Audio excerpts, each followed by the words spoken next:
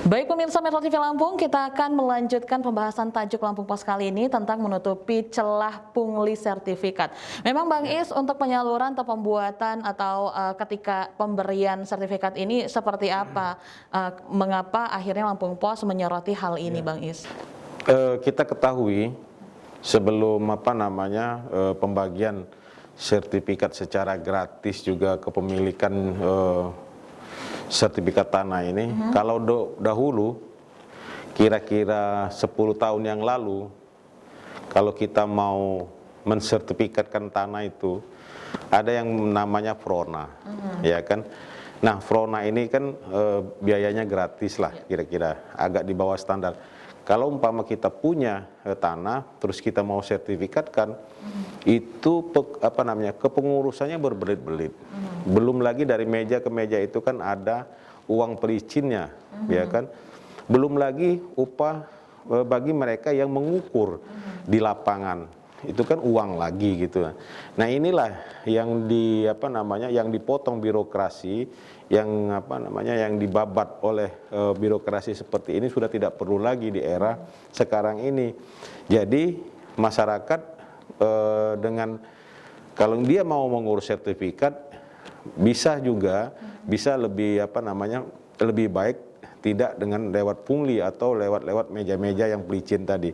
Kita berharap dan mendorong apabila masyarakat ingin mengurus sertifikat tanahnya, seperti halnya bagaimana kita mau mengurus paspor, Mama. Begitu juga mau mengurus surat-surat lainnya harus dengan lewat proses digital lah kira-kira. Mendaftarnya lewat digital, terus nanti berapa proses antriannya, bagaimana membayarnya. Di situ kan sudah memutus terjadinya pungli itu. Kalau proses ini tidak direformasi, tidak diperbaiki, juga tidak tidak diperbaiki, itu akan terjadi terus-menerus proses pungli itu, Mbak. Apakah dengan program ini nanti akan benar-benar memutus birokrasi yang panjang atau yang berbelit-belit itu, Bang Is? Ya, selama ini memang pengurusan sertifikat tanah itu memang berbelit, ya kan, belum lagi mau menggambar istilahnya, belum lagi mau mengukur. Nah, dengan adanya pembagian sertifikat secara massal dan masif ini paling tidak memutus calo-calo yang tadi. Sekarang kita bisa melihat berbagai macam pengurusan surat-surat, ya kan, sudah melalui online. Itu sudah memutus mata rantai untuk pungli gitu, Mbak. Kita berharap juga pengurusan sertifikat tanah ini yang berkaitan dengan hak milik dan lain-lain ini bisa memutus rantai pungli itu gitu. Oke, apakah ini menjadi solusi total untuk kesejahteraan masyarakat, Bang Is, dan apa bisa ini memberantas korupsi? Ya. Kalau kita contoh tadi ya, kalau dulu kita pengen membuat paspor, ya kan, paspor itu luar biasa punglinya, ya kan, dari meja ke meja.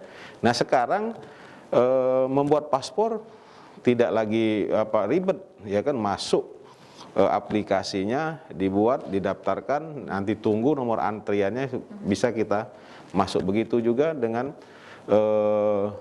kegiatan yang lain-lainnya. Nah, ini kita mendorong supaya pengurusan sertifikat tanah ini secara online lah, ya kan, sudah diperbarui, dan juga mungkin kalau memang perlu pengukuran sampai ke lapangan kan tidak ribet, dan yang selama ini harus banyak sekali uang yang harus dikeluarkan dari kocek pemilik tanah itu untuk mendapatkan sebuah sertifikat gitu, Mbak. Oke, selain ini solusi apa lagi, Bang Is, yang bisa ditawarkan untuk memutus birokrasi yang berbelit-belit atau yang terlalu panjang untuk pembuatan sertifikat tanah ini, Bang Is? Iya, selama pemerintahan Jokowi ini saya kira adalah cara yang terbaik memutus rantai, ya kan.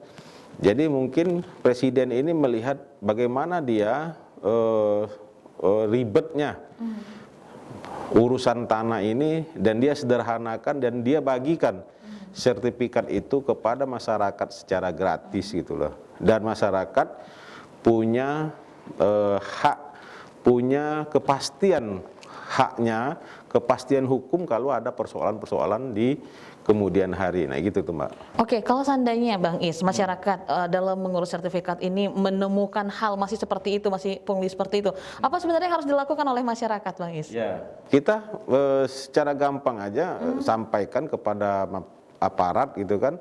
Ada yang namanya saber pungli di Polda di tingkat Polres, juga termasuk Komisi Pemberantasan Korupsi KPK, dan saya kira banyak masyarakat bisa menyampaikan aspirasinya ketika ingin melakukan atau mengurus sertifikat tanah terjadi pungli, kita bisa sampaikan ke aparat, ke penegak hukum itu, polisi maupun Komisi Pemberantasan Korupsi. Oke, berarti itu memang masyarakat juga harus ada andil di situ ya Bang Is ya. Jadi jangan mengikuti tiba-tiba tetap berikan uang tapi malah di belakang merasa keberatan seperti itu ya. Lalu ketika kita mau melaporkan misalnya Bang Is ya kepada pihak-pihak berwajib atau berwenang seperti itu, apa yang harus dilakukan? Misalnya mungkin seperti bukti-bukti atau apa? Saya kira untuk melaporkan kegiatan atau praktek korupsi, praktek pungutan liar itu ya pasti harus ada barang bukti berupa foto, dokumen dan lain-lain. Dan sudah saatnya kita menuju negara yang bersih, ya, tidak pungli, dan juga kalau memang tidak pungli, negara ini kan tidak banyak dana-dana siluman yang keluar.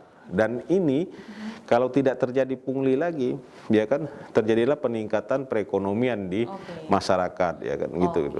Jadi dengan program ini tentunya ini mendongkrak perekonomian masyarakat ya. Oke Bang Is, nanti kita kembali lagi untuk membahas trending topik apa saja yang ada di 3 platform Lampung Pos lainnya. Pemirsa Metro TV Lampung, itu dia pembahasan tajuk Lampung Pos kali ini. Tapi jangan kemana-mana, setelah lagi kita akan kembali untuk membahas trending topik yang ada di lampos.co, Lampung Pos ID dan juga sai100fm.id. Tetaplah bersama kami.